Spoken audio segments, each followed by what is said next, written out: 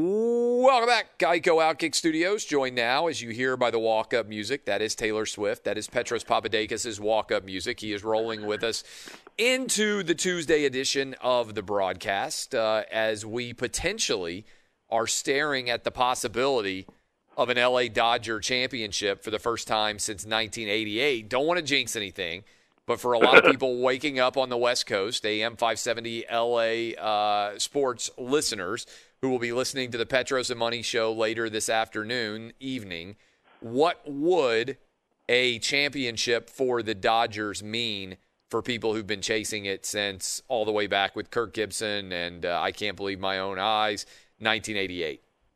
I can't believe what I just saw. Yeah, sorry. That's the Jack Buck call. Yes. And the Vin Scully call was, in a year of the improbable, the impossible has happened. And that was game one of the World Series. Against Dennis Eckersley, if I remember correctly. I remember watching that as a kid in that game. And Dennis Eckersley, for people out there, I think I'm right. You can correct me if I'm wrong. But no, you're right. Dennis Eckersley was virtually impossible to hit. I mean, he was one of the first closers of all closers to come in and take over. And that was an amazing line. I didn't even remember the Vin Scully line, but I was watching on television. I mean, just an incredible experience. And Vin waited till he rounded third. He let the crowd work and the director work, and he waited till he rounded third to drop that, which was really special. And that was just game one, right? So yes, this is a lot of pent-up aggression and frustration and love for a special franchise. You've been to a Dodger game, and yes, you've been in L.A. enough to know what the Dodgers mean to the town. And it's different from the Lakers, which is more of a glamorous Hollywood elitist type of thing, especially this year where the players all came from out of town. A lot of these Dodger players are born and bred here. For all the derision, Kenley Jansen was a catcher before he was a closer in the Dodger farm system. Clayton Kershaw was pitching to him. Justin Turner, they pulled off a scrap heap.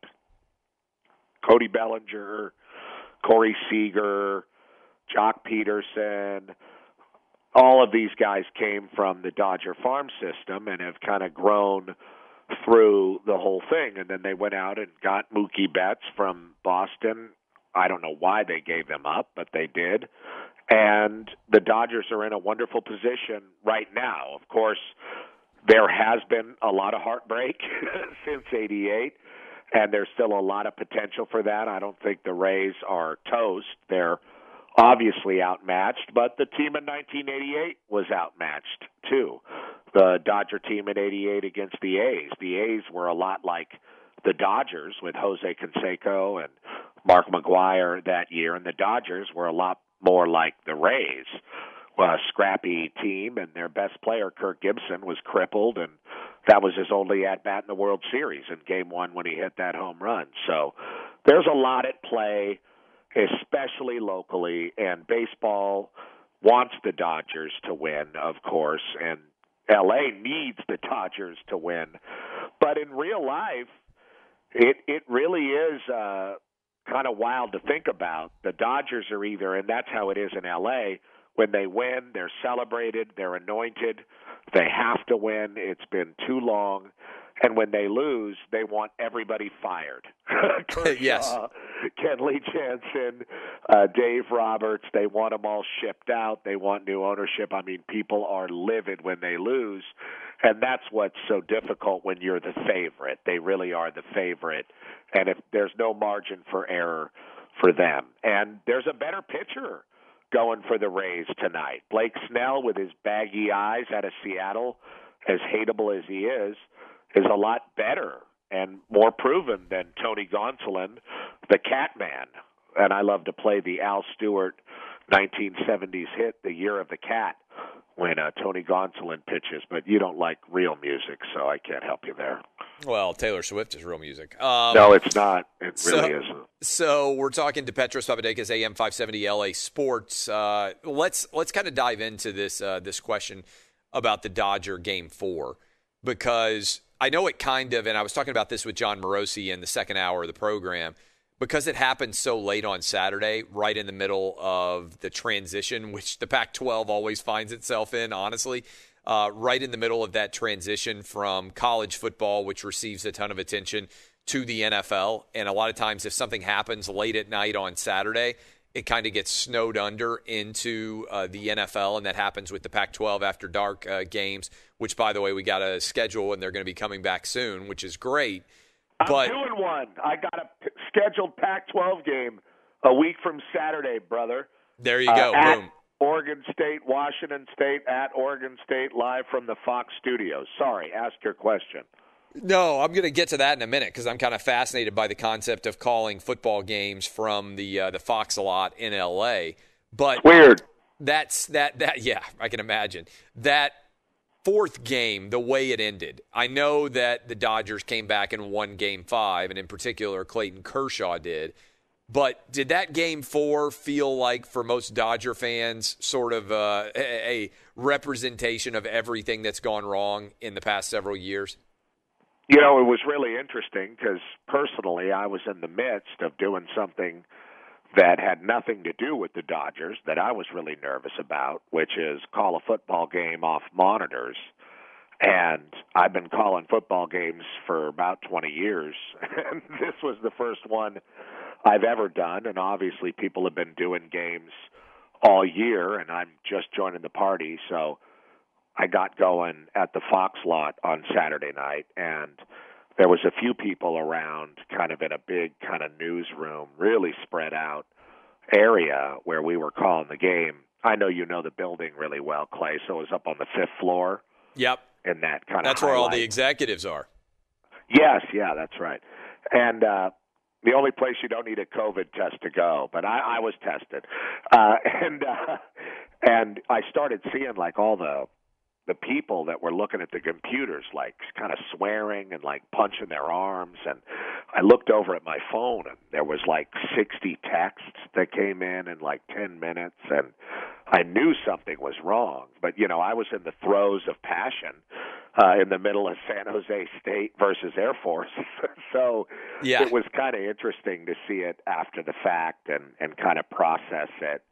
Not in the moment, but yes, I mean, to see Dave Roberts with his head hanging over the railing and his arms hanging like a corpse, you know, or some guy in like an old town that was being imprisoned, you know, in one of those things in like a British town with your head and your arms in the lock. I don't know what it's called, but the stock. It just, yeah. Yeah, it just was horrible, you know, like a Knight's Tale, and it just looked miserable, and people were really depressed, and it was just a tied series, and obviously the Dodgers are the superior team, but the Rays are a fighters kind of group, and they're really a very interesting group of cats, as a guy I know who produces for them put it, and it's kind of wild to watch them continue to not die, and they're really not dead yet. But things got calmed down when Kershaw, even though, as you mentioned, didn't have his best stuff,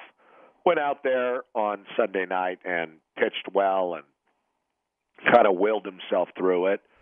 Roberts pulled him at the right time, it seems, and he pushed all the right reliever buttons, which isn't always the case. Just ask my telephone. And it all kind of played out from there. So they're sort of right on the cusp, and it will be exciting to see the Dodgers win because it'll be a great thing for the city. You've been here long enough to know how much passion people in this town have for the team. And a lot of people that don't speak English and many, many people whose second language is English. It's just a huge Latino, passionate following for the Dodgers, way beyond Los Angeles.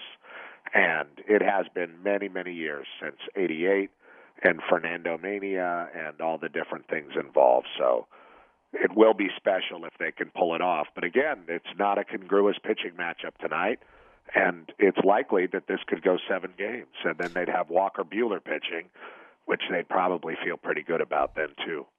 If you assume the Dodgers are going to win, how would you compare the feeling of the Lakers winning with the feeling of the Dodgers winning, and it happening in the same year within roughly a few weeks of each other? Well, first I would say ask me after they win, but second Yes. I would say I don't think it's really the same kind of comparison. The Dodgers in the bubble still feels like the Dodgers are playing. People of means are flying to Dallas and getting into that stadium. It's happening in a way that the NBA bubble, I don't think, reported back directly to people, which I don't know if it's anybody's fault. It's just the Dodgers played the season in Dodger Stadium. The sights and sounds of that place are evident, and they were evident throughout the year. This has been a very long playoff. I feel like people have been living and dying with every pitch, even if I haven't. And I think it will be a huge, how do I put this, ejaculation of excitement for this city.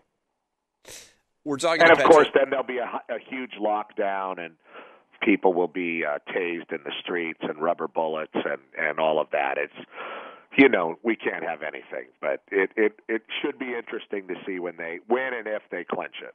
Is it crazy to people who are out there in LA, as much as I have mentioned it on this show, that, and I think we talked about this a little bit last week, you said you could do drive-ins at the Dodger parking lots that Frank McCourt, I believe, still owns, but that you can get on an airplane at LAX, and there are probably some people, honestly, listening to us right now, literally on their way to LAX, to fly to Texas to be able to go watch the Dodgers later tonight play in Game 6.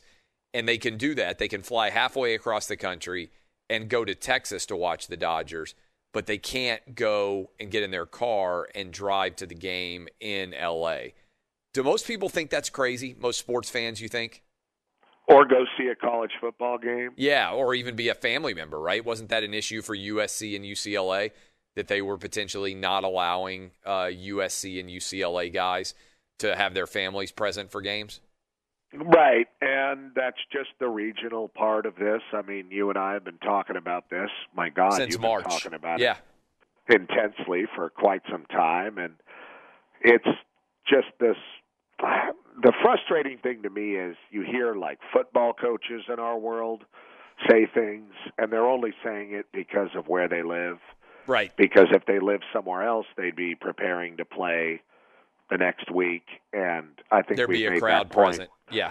Yeah, and you've talked about it with the guys that have been tweeting about every single COVID case, even though there's no hospitalization. Or, of course, the programs are going to go forward and try their best to play because that's their purpose, that's their destiny, that's what people are trying to do is go forward. And if you're not into that, that's okay. And if you want to tweet against it, that's fine. And then all of a sudden on Saturday, they go back to their normal job. Like, great throw by so-and-so, and what a wonderful job by the running backs coach of Rutgers. It's like, really? I mean, no, you don't get to wear both masks. You clearly aren't comfortable with this being played. What are you doing? I mean, a lot of that, the regional part of this is, as you know, for me, tough to swallow.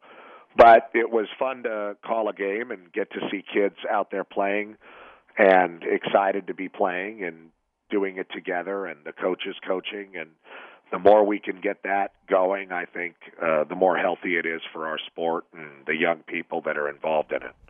We're talking to Petros Papadakis, AM 570 LA Sports. You mentioned it a little bit. I want to circle back around to it.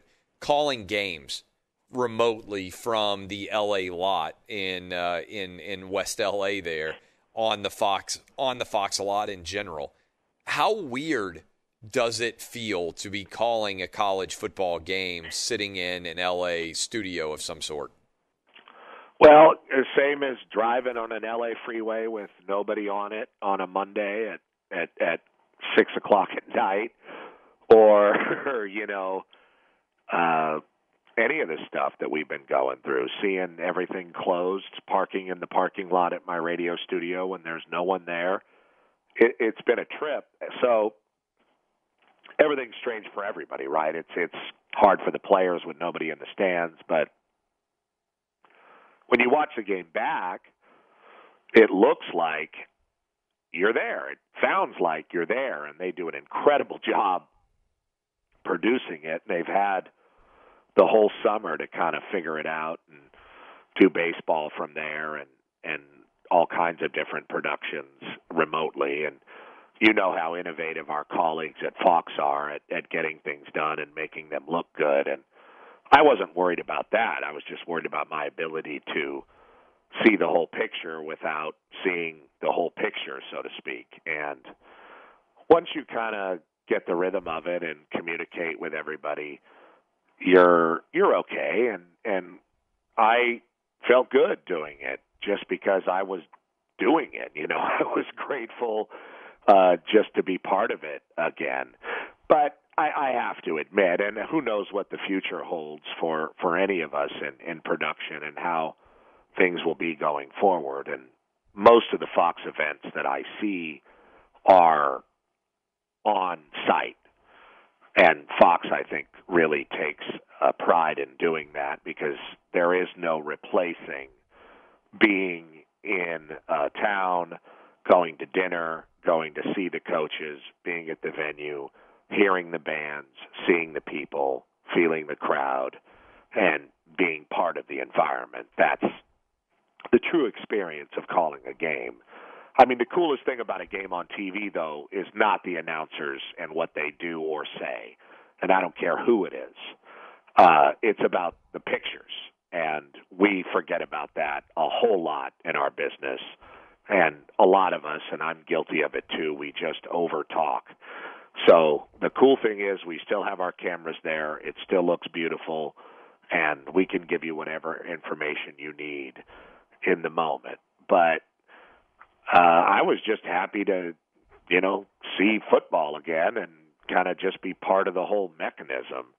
And we got a lot more games coming. It's kind of falling on me like a shovel of dirt. So I'm looking forward to it, Mountain West and Pac-12 action. But Fox puts most of their people on site. It's just we're doing like 2 games a week at night on the West Coast. So just to get it all done, I think we're doing it from the studio this year.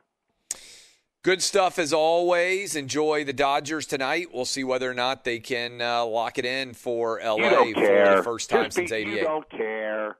You're just waiting for your next invite to the White House. What'd you think about that? Would you have ever believed that I'd be in the White House meeting the president? Yes. You would? Sure. I mean, even going back to when we first started doing college football shows together? Yeah, you were always very political and very calm and outspoken and informed on things. Why not? Hey, there's a lot of – now, look, I grew up working at a restaurant and serving every politician you can ever think of. Yeah. And none of them, when the lights go out at night and they start having a good time, are anywhere near dignified. And I saw that when I was – honestly, local, national, and I could see things that would make your nipples curl, and I know that's not easy for you. And no doubt. None of them are. I'm not in awe of any of them. The only thing I'm really into is Jamaican musicians, as you know. By the way, I have a great. We talked about this a little bit earlier in the program, but things are going a little bit awry for your football team. Clarence Hill tweeted this out. Did you see this? Conference call with Cowboys defensive coordinator Mike Nolan has been put on hold because he had Tabasco sauce on his finger and it got in his eye. Can't make this stuff up. Have you heard that? Like, that's going to happen to me. I mean, I've done all kinds. I've cut myself shaving to where I'm bleeding horribly before we get on air. Like, I've had all kinds of issues. But you just got to suck it up at that point. I mean, that's truly unbelievable, right? But don't act like you care about the Dodgers for your early morning L.A. audience. All you care about is your White House trip and the Braves losing. I do. I will say this. I have a lot of people in L.A. that I'm friends with that are huge Dodger fans. I don't know a single person on the planet that cares about the Rays. So in general, I would rather root for the team that I have friends who are fans of over the team that I know no one who roots for. Well, I'm sure all your LA people are deeply grateful. Oh, yeah, there's no doubt. They're going to be calling me up and thanking me. As soon as the Dodgers win, they're going to say, you know what really made a difference was you supporting us. That's right. Don't jinx it, because if you do, that'll make the difference too. I will try not to. Jinx it. Enjoy, Petros, and I look forward to hearing whatever amazing things you have to say when it actually when the Dodgers win, or if the Dodgers actually win. Look, they're going to win. If they don't, the city is going to be swallowed up like that Rock movie, the earthquake thing, where the only two people he saves are his ex-wife and his daughter, and everybody else dies. Thanks a lot, The Rock. It's Petros Papadakis, AM 570 LA Sports. Don't tell him anything about the Dodgers winning the championship till they actually win it. We'll talk to you next week.